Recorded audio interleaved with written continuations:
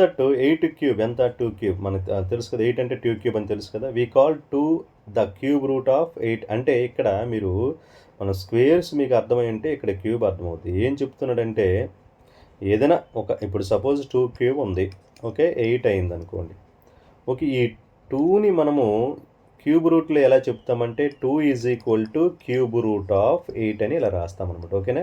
Square root రాసినప్పుడు ఇక్కడ ఏమి రాయమమ్మా, జనరల్గా అక్కడ 2 ఉన్నట్లు లెక్క. క్యూబ్ నుంచి మనం ఇక్కడ నెంబర్ రాస్తాం, క్యూబ్ రూట్ ఆఫ్ 8 అని రాస్తాం. అర్థమైంది కదా, cube root of 8. So in general ఇక్కడ చూడండి డెఫినేషన్, ఇదే definition. In general y is equal to x cube, then x is the cube root of y అనమాట. ఓకేనా, అర్థమైంది కదా. చూడండి y is equal to x cube అయితే ఎక్స్ని ఏమంటామంటే, ఎక్స్ని ఏమన్నాము చూడండి, x is the cube root of y, అంతే డెఫినేషన్ అనమాట. ఓకేనా. సో ఇప్పుడు అంటే మన క్యూబులు తెలుసుంటే క్యూబ్ రూట్ అనేది చాలా పెద్ద విషయం ఏం కాదనమాట. క్యూబ్ మనకు ఐడియా ఉంటే క్యూబ్ రూట్ అనేది తెలుస్తుంది అనమాట. అర్థమైంది కదా మీకు.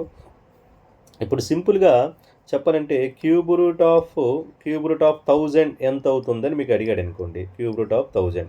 సో మీ అందరికీ తెలుసు కదా, ఇది దేనికి క్యూబో తెలిస్తే అదే ఆన్సర్ అనమాట. ఏ నెంబర్కి క్యూబు?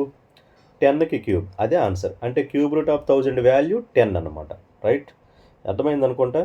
రైట్ అమ్మా, అంతే, ఇంకేం లేదు, సింపుల్.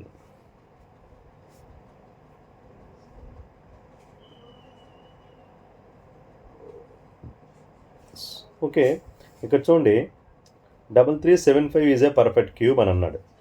ఓకేనా, ఇది పర్ఫెక్ట్ క్యూబ్ అవుతుందా కాదా? 3375 పర్ఫెక్ట్ క్యూబ్ అవుతుందా కాదా ఒకసారి చెక్ చేద్దాం. సో దీన్ని ప్రైమ్ ఫ్యాక్టరేషన్ చేసామనుకోండి, మనం ప్రైమ్ ఫ్యాక్టరేషన్ చేసాం కదా. సో చూడండి 3లు 3 వచ్చినాయి, 5లు ఒక 3 వచ్చాయి. ఇలా అక్కడ స్క్వేర్ అంటే డబల్ రావాలి, క్యూబులు అంటే మనకు ఒక 3 రావాలి. పెయిర్ అంటే పెయిర్ కాకుండా 3 అలాగ ఏదైనా మిగిలిపోయింది అనుకోండి, అది పర్ఫెక్ట్ క్యూబ్ కాదనమాట. ఓకేనా, చూడండి అర్థమైంది కదా. ఇప్పుడు దేనికి క్యూబ్ సార్ అంటే ఇది 3లు ఎన్ని ఉన్నాయి? 3 ఉన్నాయి కాబట్టి 3 క్యూబ్. ఓకే, 5లు ఎన్ని ఉన్నాయి? 3 ఉన్నాయి కాబట్టి 5 క్యూబ్. టోటల్గా ఏమొచ్చింది ఇలా రాయొచ్చు కదా, 3 ఇంటూ 5 హోల్ క్యూబ్ అని రాయొచ్చా, రాయకూడదు?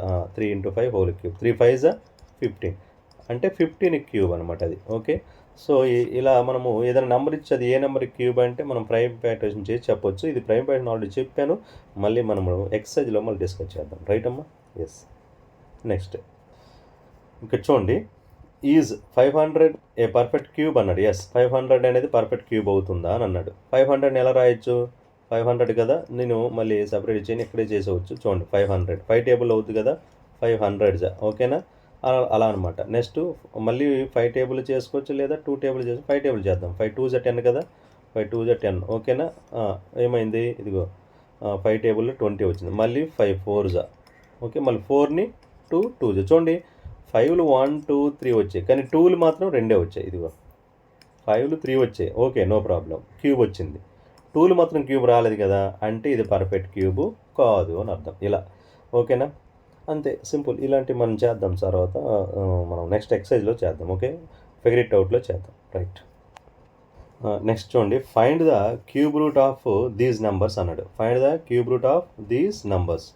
సో క్యూబ్ రూట్ కొనుక్కోమంటున్నాడు. చూడండి ఇదిగో 64 ఉంది కదా, దేనికి క్యూబ్ అంటే మనకు తెలుసు కదా, 4 క్యూబ్ కదా, 4 ఇంటూ 4 అంటే 4. దీని ఆన్సర్ ఏ నెంబర్కి క్యూబ్ అవుతుందో అదే క్యూబ్ రూట్. 512 మనం చేసాం కదా, 512 ఏ నెంబర్కి క్యూబ్ గుర్తుందా? 8 క్యూబ్ అనమాట, అంటే 8 అవుతుంది. 729 9 క్యూబ్. ఇవే ఆన్సర్లు. మనం వాడు ఏమంటున్నాడంటే, so find the cube route these numbers అంటే క్యూబ్ రూట్ కనుక్కోవాలంటే ప్రైమ్ ఫ్యాక్టరేషన్ చేయాలి.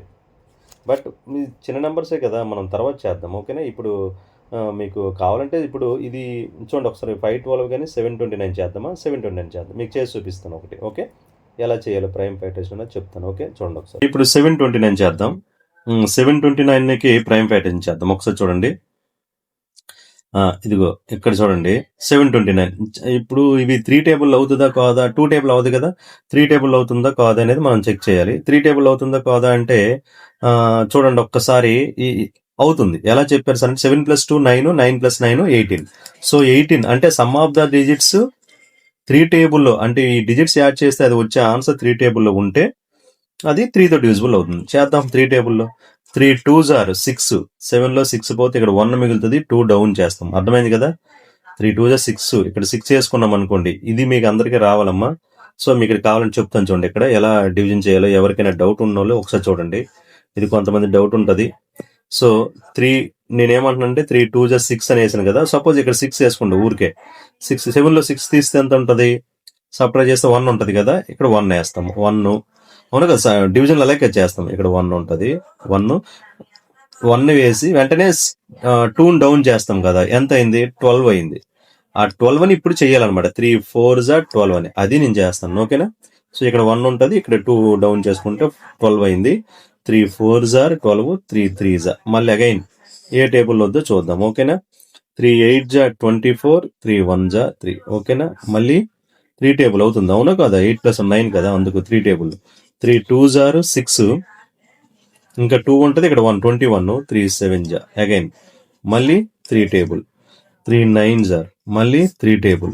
3 3 అయిపోయింది కదా. సో ఇప్పుడు ఏం చేద్దాం సార్ అంటే, ఇప్పుడు ఆన్సర్ ఏంటి సార్ అంటే చూడండి, ఎలాగ ఆన్సర్ ఏంటి సార్ అంటే ఇక్కడ చూడండి 1 2 3 1 2 3 అంటే 3 క్యూబులు 2 సార్లు వచ్చినాయి. 3 క్యూబ్ 3 క్యూబ్. ఓకేనా. సో ఇప్పుడు ఇక్కడ చూడండి 3 క్యూబ్ 3 క్యూబ్ కదా. ఇవి మనం ఒకటే క్యూబ్గా 3 × 3 అంటే ఎంతమ్మా 9 క్యూబ్గా రాయొచ్చు అనమాట. సో అర్థమైంది కదా. ఇప్పుడు క్యూబ్ రూట్ అంటే ఎంత వచ్చింది ఆన్సర్? 9. మీకు ఇందాక అదే చెప్పాను.